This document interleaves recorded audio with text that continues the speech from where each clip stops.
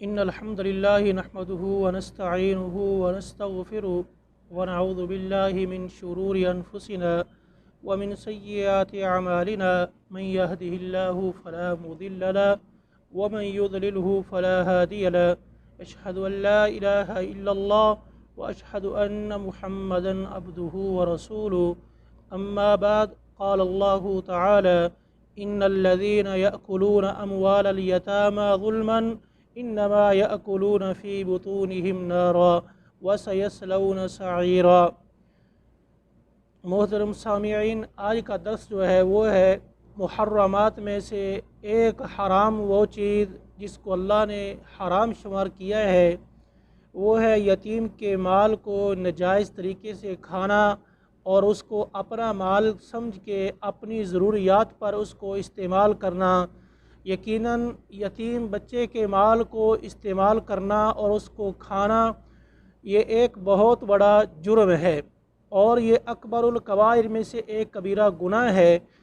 اور اسی طرح ہی اللہ رب العالمین نے یتیم کے ساتھ ناانصافی کو ہرگز برداشت نہیں کیا، بلکہ اس کے بارے میں بڑی سخت وعید بیان کی ہے۔ فرمایا کہ جو لوگ یتیم کے مال کو کھاتے ہیں ظلم طریقے سے، ناجائز طریقے سے، اور اس کو اپنی جائیداد سمجھ کے کھاتے ہیں، یہ حقیقت میں یہ لوگ اپنے پیٹ کے اندر جہنم کی آگ کو بھر رہے ہیں، اور ان قریب ان کو جہنم کے اندر داخل کر دیا جائے گا۔ مطلب یہ ہے کہ جیسے ہی ان کو موت آئے گی اور یہ لوگ سیدھا جہنم کے اندر داخل ہوں گے۔ میرے بھائی، یتیم کے مال کو ناجائز طریقے سے کھانا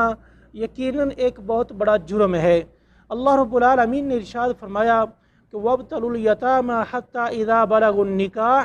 تم یتیم بچوں کو آزماتے رہو، ان کو دیکھتے رہو یہاں تک کہ وہ بچے بلوغت کو پہنچ جائیں، جوان ہو جائیں۔ جب بالغ ہو جائیں پھر تم یہ ان کے اندر چیز کو دیکھو کیا انہیں شعور بھی پیدا ہوا ہے یا نہیں ہوا۔ فَإِنْ آنَسْتُمْ، اور جب تمہیں یہ محسوس ہو جائے، جب تمہیں یہ پتہ چل جائے کہ ان کے اندر یہ فَإِنْ آنَسْتُمْ رُشْدًا، جب تم ان کے اندر دیکھ لو کہ انہیں سمجھ آ گئی ہے، ان کے اندر عقل پیدا ہو چکی ہے، تو پھر اس وقت کیا کرو؟ فَادْفَعُوا إِلَيْهِمْ أَمْوَالَهُمْ، تو ان کو ان کا مال واپس کر دو۔ پھر آگے ایک اور بات کہی، وَلَا تَأْكُلُوهَا إِسْرَافًا وَبِدَارًا أَن يَكْبَرُوا۔ آگے اللہ رب العالمین نے یہ کہا کہ تم اس ڈر سے ان کے مال کو نہ کھاؤ کہ کہیں یہ بچے بڑے نہ ہو جائیں جلدی جلدی، اور اس بنا پہ تم کیا کرو؟ ان کا جو مال ہے، ان کی جو وراثت ہے، ان کا جو ورثہ ہے، وہ جلدی سے کھا جاؤ۔ فرمایا آگے بھی کیا فرمایا کہ یعنی وَمَنْ كَانَ غَنِيًّا فَلْيَسْتَعْفِفْ، جس کو اللہ رب العالمین نے استطاعت دی ہے، جس کے پاس اس کے اخراجات اپنے موجود ہیں، وہ انسان اس یتیم کے مال کو استعمال کرنے سے پرہیز کرے، وہ اس سے رک جائے۔ وَمَنْ كَانَ فَقِيرًا فَلْيَأْكُلْ بِالْمَعْرُوفِ، ہاں وہ انسان کہ جو خود غریب ہے، بالکل بے سہارا ہے، اس کے پاس اپنے اخراجات نہیں ہیں، لیکن اس کے پاس اب یتیم بھی ایک فیملی آ گئی ہے، اس صورت میں جب وہ خود کفیل نہیں ہے یا اس کے پاس اتنی استطاعت نہیں ہے کہ وہ اپنے بچوں پر اور یتیم بچوں پر خرچ کر سکے، اس صورت میں دستور کے مطابق حسب ضرورت وہ یتیموں کے مال کو استعمال کر سکتا ہے، اس کے علاوہ نہیں۔ تو میرے بھائی، یتیم کا جو مال ہے، کیونکہ زندگی موت کا کوئی علم نہیں، کس کو کب موت آ جائے گی، اس لیے جو یتیموں کے مال ہیں ان کی حفاظت کرنا اس کے ورثاء کے اوپر ضروری ہے۔ یہ نہیں کہ یتیم کے مال کو لاوارث چھوڑ دیا جائے۔ لاوارث تو آج ہماری صورتحال یہ بن چکی ہے، لاوارث کون چھوڑے گا؟ سب سے پہلی ہماری خواہش یہ ہوگی کہ ہم یتیم کے مال کو جتنا ہو سکے اور جس قدر ہو سکے اس کو اپنا مال شمار کریں گے اور اس کے مال کو اپنی جائیداد بنا لیں گے۔ اور اسی طرح ہی اگر یہ نہیں کر سکتے تو پھر ہم یہ کریں گے کہ کیا یتیم کا جو مال ہے اس کے اندر جو اعلیٰ اور اچھی چیزیں ہیں وہ ہم اپنے پاس رکھ لیں گے، اور ہماری جو اپنے پاس ہلکی اور نکمی جو چیز ہے، گھٹیا چیز ہے، وہ ہم یتیم کو دے دیں گے۔ میرے بھائی، اس کام سے بھی اللہ نے منع فرمایا، وَلَا تَتَبَدَّلُوا الْخَبِيثَ بِالطَّيِّبِ، کہ یتیم کے جو مال ہے اس میں عمدہ چیزوں کو ہلکی اور گھٹیا چیزوں کے بدلے میں تبدیل نہ کرو۔ میرے بھائی، یتیم کے مال کی حفاظت کرنا اس کے ولی کے لیے، اس کے ورثاء کے اوپر ضروری ہے، حفاظت اس کے مال کی دیکھ بھال کی جائے۔ حدیث میں ہے رسول اللہ صلی اللہ علیہ وسلم نے ارشاد فرمایا کہ یتیم کے مال کو اسی طرح نہ چھوڑ دو کہ ہر سال کے بعد اس سے زکوٰۃ نکالی جائے، آخر میں وہ مال زکوٰۃ دیتے دیتے ختم ہو جائے، بلکہ کیا کرو، اس کے مال کی حفاظت کرو، اس کو کسی کاروبار کے اندر یا کسی کاروبار کے اندر لگاؤ اور اس سے کچھ فائدہ اٹھاؤ، تاکہ غریب اور یتیم کا جو مال ہے وہ بڑھتا رہے۔ افسوس آج ہماری صورتحال یہ بن گئی ہے، اگر ہم کبھی ایسا کام کر بھی لیں کہ یتیم کے مال سے کوئی کاروبار کر دیں تو پھر ہم کیا کرتے ہیں، جی اس میں یتیم کی کون سی محنت ہے؟ اللہ رب العالمین اگر اس کاروبار کے اندر ترقی اور برکت پیدا کر دے، ہماری پھر سوچ یہ بدل جاتی ہے، جی یہ تو یتیم کا مال تھا، میں نے محنت کی ہے، یہ ترقی میں نے اپنی محنت سے کی ہے، اور لہٰذا پھر کیا کرتا ہے، جب یتیم بچے جوان ہو جاتے ہیں، ان کو جو ان کا پہلے آج سے 20 سال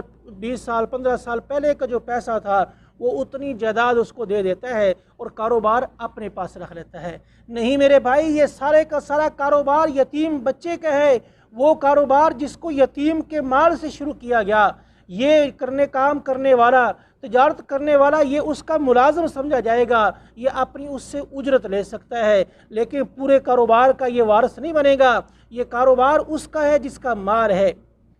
تو یہ تو تھا جو یتیم کے ساتھ ناانصافی کرتا ہے، لیکن اس کے برعکس جو انسان یتیم بچوں کے ساتھ حسن سلوک سے پیش آتا ہے، یتیم بچوں کی پرورش کرتا ہے، ان کی دیکھ بھال ایسے کرتا ہے جیسے اس نے اپنے بچوں کی دیکھ بھال کی، اس کے بارے میں ابو امامہ باہلی رضی اللہ تعالی عنہ بیان فرماتے ہیں، رسول اللہ صلی اللہ علیہ وسلم نے ارشاد فرمایا، من مسح رأس یتیم لم یمسح الا للہ، جس انسان نے کسی یتیم بچے کے سر پہ ہاتھ اس لیے پھیرا کہ اللہ راضی ہو جائے، اپنا ہاتھ اس کے سر پہ اس لیے رکھا کہ اللہ رب العالمین کیا ہو، راضی ہو جائے، آپ نے فرمایا الا للہ، یعنی اللہ کی رضا کے لیے، کان لہ بکل شعرۃ، ہر بال کے بدلے اس انسان کو کیا ملے گا، مرت علیہا یدہ حسنات، کہ جو بال اس کے ہاتھ کے نیچے جتنے بھی اس کے سر کے بال آئے ہیں، اللہ رب العالمین ایک ایک بال کے بدلے اس انسان کو ایک ایک نیکی عطا فرمائے گا۔ یہ اتنا عظیم اجر ہے میرے بھائی یتیم کی کفالت کرنے والا۔ اسی طرح صحیح بخاری کی حدیث ہے، نبی علیہ الصلوۃ والسلام نے ارشاد فرمایا، انا وکافر الیتیم کہاتین فی الجنہ، میں اور یتیم جنت میں ایسے ہوں گے، آپ نے آگے مثال دے کے فرمایا جیسے یہ 2 انگلیاں ہیں، کہ آپ نے فرمایا میں اور یتیم کی پرورش کرنے والا، یتیم کی کفالت کرنے والا جنت میں ایسے ہوں گے جیسے ان دونوں انگلیوں کے درمیان فرق ہے۔ میرے بھائی یہ ایک بہت بڑا عمل ہے، یتیم بچوں کی دیکھ بھال کرنا، ان کے اوپر شفقت کا ہاتھ پھیرنا اور ان سے اچھے اور حسن سلوک سے پیش آنا، یقیناً یہ ایک بہترین عمل ہے۔ ابو ہریرہ رضی اللہ تعالی عنہ بیان فرماتے ہیں، رسول اللہ صلی اللہ علیہ وسلم نے ارشاد فرمایا، خیر بیت فی المسلمین بیت فیہ یتیم یحسن الیہ، آپ نے فرمایا مسلمانوں کے گھروں میں سب سے بہترین گھر وہ گھر ہے جس کے اندر یتیم بچہ ہے اور اس کے ساتھ حسن سلوک سے پیش آیا جاتا ہے، اس کے ساتھ معاملات، برتاؤ اور لین دین جو بھی اس کے ساتھ ہے وہ ایک بہترین انداز سے اس کے ساتھ پیش آیا جاتا ہے اور اس کی دیکھ بھال اچھے طریقے سے کی جاتی ہے۔ فرمایا وَشَرُّ بَيْتٍ فِي الْمُسْلِمِينَ بَيْتٌ فِيهِ يَتِيمٌ يُسَاءُ إِلَيْهِ، مسلمانوں کے گھروں میں بدترین گھر وہ ہے جس کے اندر یتیم بچہ تو موجود ہے لیکن اس کو ساتھ برا سلوک کیا جاتا ہے، اس کے ساتھ حسن سلوک سے پیش نہیں آیا جاتا، حالانکہ سب کچھ اس کا اپنا ہے، اس کی جائیداد بھی، مال و دولت بھی اس کا اپنا ہے، لیکن افسوس جب ورثاء نے بچے کی جائیداد کو، اس کے مال و دولت کو اپنا مال و دولت بنا لیا، اپنی جائیداد کے ساتھ اس کو منتقل کر لیا، تو پھر اس وقت ہماری آنکھیں، ہمارا رویہ، ہمارا انداز یتیم بچے سے بدل جاتا ہے۔ میرے بھائی صحیح حدیث ہے، کیونکہ یتیم بچے کی جو پرورش کرنے والا ہے، یقیناً بچے کی پرورش کرنا ایک ایسا سبب ہے جو انسان کو جنت میں لے جائے گا، جیسا کہ مالک بن حارث رضی اللہ تعالی عنہ سے روایت ہے کہ رسول اللہ صلی اللہ علیہ وسلم نے ارشاد فرمایا، من ضم یتیما بین ابوین مسلمین الی طعامہ و شرابہ حتی یستغنی عنہ وجبت لہ الجنہ، کہ جس انسان نے کسی بچے کو اپنے کھانے پر بلایا، اپنے دسترخوان پہ اس کو بلایا، یتیم بچے کو، مسکین بچے کو اپنے کھانے پہ بلایا، حتیٰ کہ اس کو کھانا کھلایا، اس کو مشروب پلایا، یہاں تک کہ وہ بچہ سیر ہو گیا، آپ نے فرمایا اللہ رب العالمین اس انسان کے لیے جنت کو واجب کر دیتا ہے۔ میرے بھائی، یتیم بچے کے ساتھ حسن سلوک سے پیش آنا یقیناً ایک بہت بڑا عمل ہے۔ حتیٰ کہ ایک آدمی نے رسول اللہ صلی اللہ علیہ وسلم سے سوال کیا اپنے دل کی سختی کے بارے میں، یا رسول اللہ میرا دل بہت سخت ہے۔ آپ نے فرمایا میں تجھے ایک ایسا نسخہ بتلاتا ہوں، تو اس پر عمل کرے گا تو تیرا دل نرم ہو جائے گا۔ فرمایا وہ نسخہ کیا ہے؟ آپ نے فرمایا کہ جب تو کھانا کھائے کہ اور جب تو یہ چاہتا ہے کہ تیرا دل نرم ہو جائے تو کیا کر؟ آپ نے فرمایا ان اردت ان تلین قلبک فامسح رأس الیتیم واطعمہ۔ آپ نے فرمایا اگر تو چاہتا ہے کہ تیرا دل نرم ہو جائے، تیرے دل کی سختی ختم ہو جائے، تو یتیم بچے کے سر پہ ہاتھ رکھ اور اس کو اپنے ساتھ کھانا کھلا۔ میرے بھائی، یہ یتیم بچے کے ساتھ حسن سلوک کرنے والے کے ساتھ یہ معاملہ کیا جائے گا، اس کے دل کی سختی ختم ہو جائے گی۔ یقیناً اس بنا پہ وہ انسان یتیم کی پرورش کرنے والا